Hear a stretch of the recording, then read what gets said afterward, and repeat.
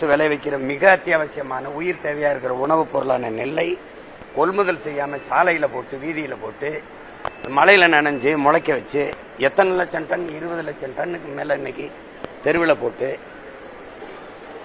உங்களுக்கு பார்த்திருப்பீங்க. சுடுகாட்டில் இருக்கிறதுல ஒண்டி அடுக்கி வச்சு அதை பாதுகாக்கிற நிலைமையில் இருக்கு. நீங்க அதிகபட்சமா ஒதுக்குறது 4 கோடி தார்பாய் வாங்கி மூட. ஆனா உங்க சமாதிக்கு எத்தனை கோடி செலவழிச்சிருக்கீங்க? நீங்க கட்டுற ஒவ்வொரு கட்டடங்களுக்கும் யாரு கேட்டது? இதெல்லாம் எது அத்தியாவசியம்னு கூட தெரியல. யோசிச்சு பாருங்க. பதவி என்பது மக்களுக்கு சேவை செய்யத்தான் என்று கருதாதவன் கையிலே ஆட்சி அதிகாரம் இருந்தால் மக்களின் நலன் என்பது கனவாகத்தான் இருக்கும், கேலிக்குறியாகத்தான் இருக்கும். தெய்வ திருமகன் தாத்தா முத்துராமலிங்க தேவர் சொல்றாரு. அதானே நடந்துகிட்டு இருக்கு. இன்னைக்கு நேத்தான் நடக்குது. எத்தனை ஆண்டுகளா சொல்லுங்க,